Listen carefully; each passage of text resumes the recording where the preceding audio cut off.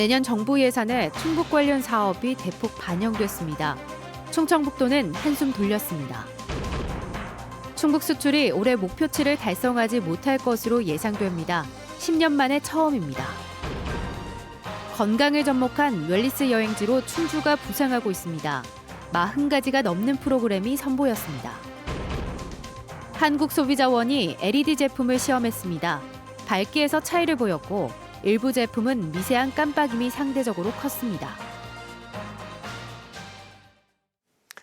여러분 안녕하십니까? 계속해서 충북 지역 뉴스입니다. 내년도 정부 예산안이 국회 본회의를 통과했습니다. 충북이 공을 들여온 주요 현안 사업들이 국회 문턱을 넘으면서 속도를 내게 됐습니다. 신미희 기자가 보도합니다. 청주 밀레니엄 타운에 마침내 미래해양과학관이 들어섭니다.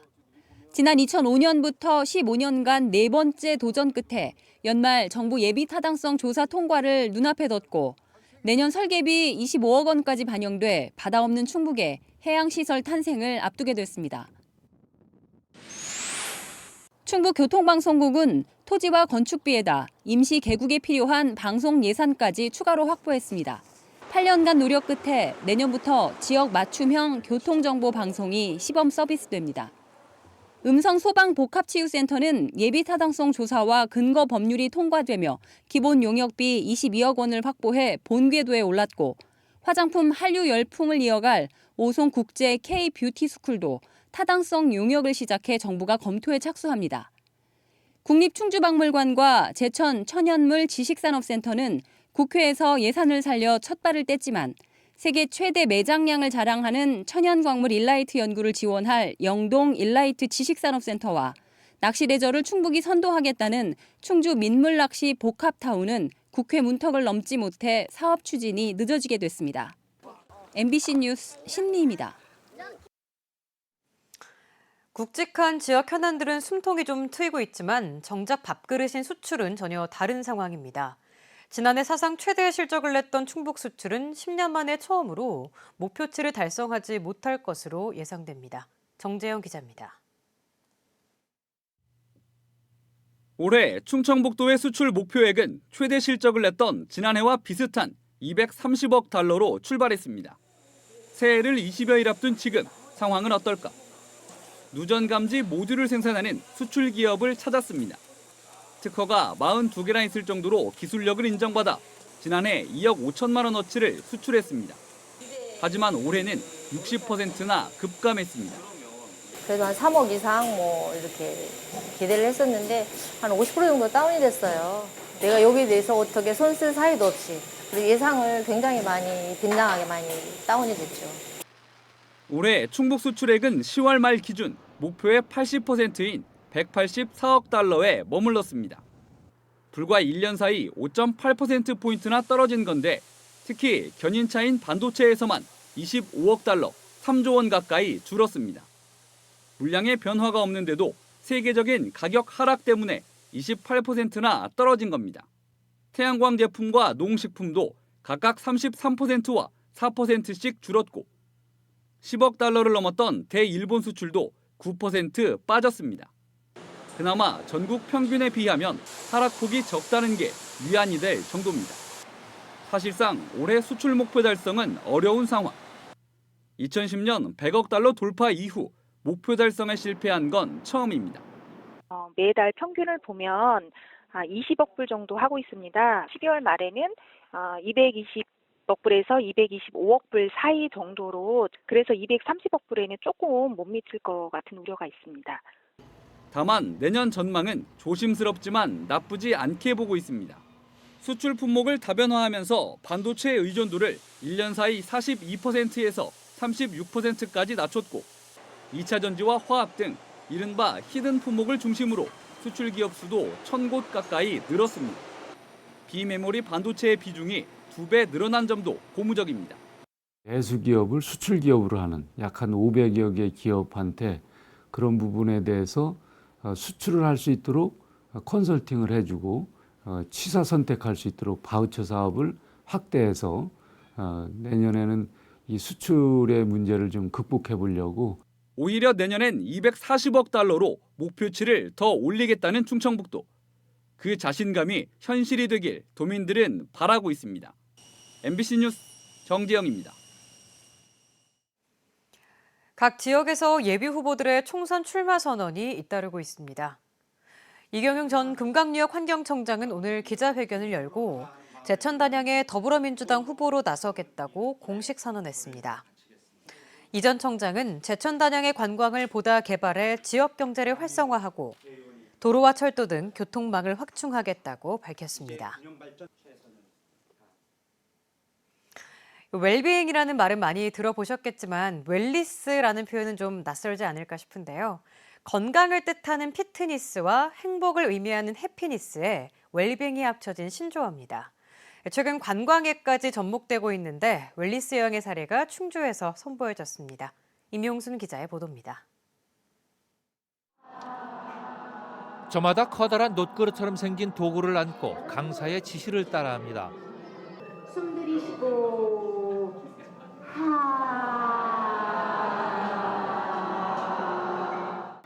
티벳이나 네팔 등 히말라야 지역에 널리 퍼져 있는 노래하는 그릇이란 뜻의 싱잉볼을 이용한 명상입니다. 소리와 파동을 가진 에너지로 정신을 맑게 해주는 것으로 유명합니다. 균형을 잡기조차 힘든 자세 연속, 바르게 서고 걷기 위한 기능 근육을 정렬하고 강화하는 요가입니다. 근골격계를 안정적으로 발달시켜 건강한 몸 상태를 만드는 데 도움을 줍니다. 이처럼 건강과 직접적으로 연결된 41가지의 프로그램이 한국관광공사 주관으로 충주에서 선보였습니다. 3대 가족을 포함한 여러 형태의 가족 등 100여 명이 이 프로그램에 참가했습니다. 요가 하니까요, 되게 힐링이 되는 느낌?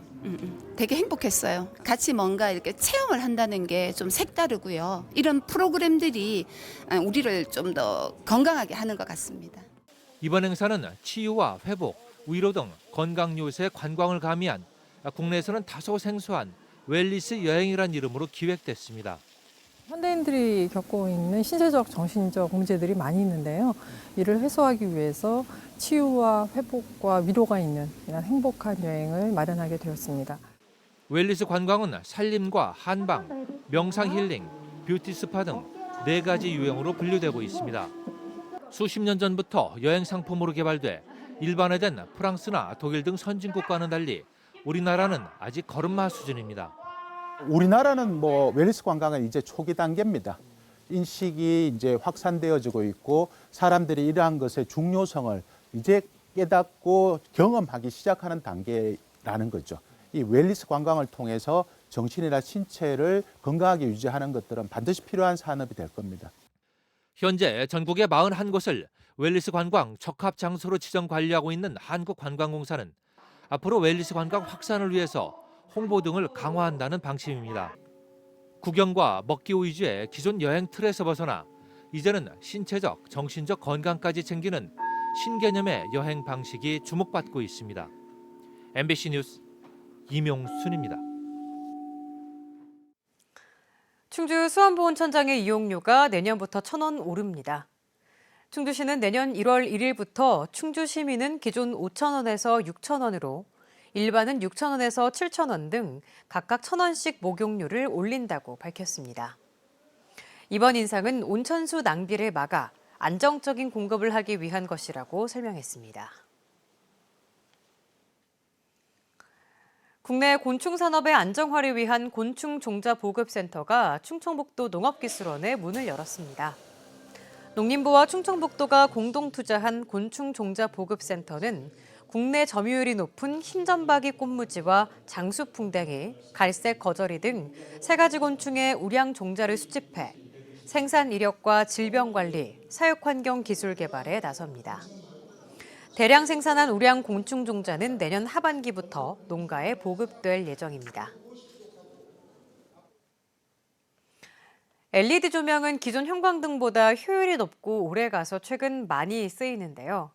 한국소비자원이 시중 제품들을 모아 시험해봤더니 지속성은 모두 우수했지만 밝기 등은 제품마다 차이를 보였습니다.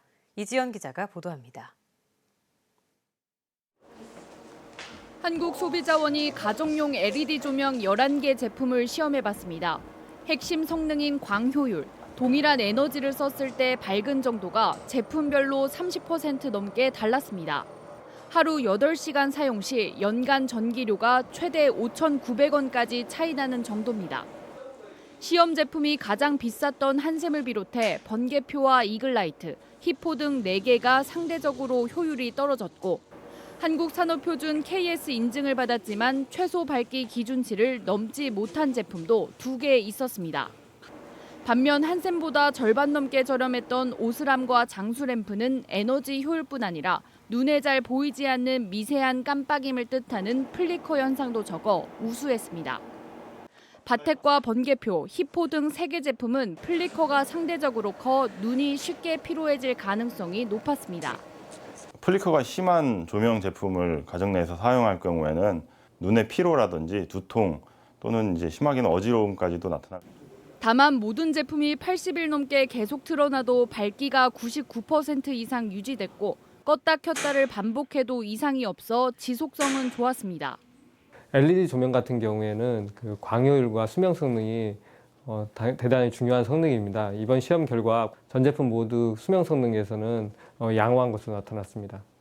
주변 전자기기를 방해할 수 있는 전자파 간섭도가 법적 기준보다 높았던 두형 조명과 히포는 개선 조처에 들어갔습니다. MBC 뉴스 이지연입니다. 오늘 아침 8시 반쯤 청주시 신봉동의 한 금속 도금 처리 업체에서 불이 나 50대 직원이 불을 끄다 연기를 마셔 인근 병원으로 옮겨졌습니다. 불은 공장 건물 일부와 내부 설비를 태워 소방 추산 1억 2천여만 원의 재산 피해를 내고 1시간 만에 진화됐습니다. 경찰과 소방은 건물 2층 전기 설비에서 불이 시작됐다는 목격자 진술을 토대로 정확한 화재 원인을 조사하고 있습니다. 음성에서 크레인이 넘어지며 근로자가 숨진 사고와 관련해 경찰이 과실 여부를 조사하고 있습니다. 경찰에 따르면 어제 오전 11시쯤 음성군 금왕읍의 한 신축 건물 공사 현장에서 45살 A씨가 크레인 바스켓에 탑승해 도색 작업을 하다 크레인이 넘어지며 15m 높이에서 떨어져 숨졌습니다. 경찰은 공사장과 크레인 업체 관계자들을 대상으로 안전장비와 수칙 등을 준수했는지 집중적으로 조사하고 있습니다. 충청권 4개 시도교육청이 내년부터 교육자치 학습 공동체를 운영합니다.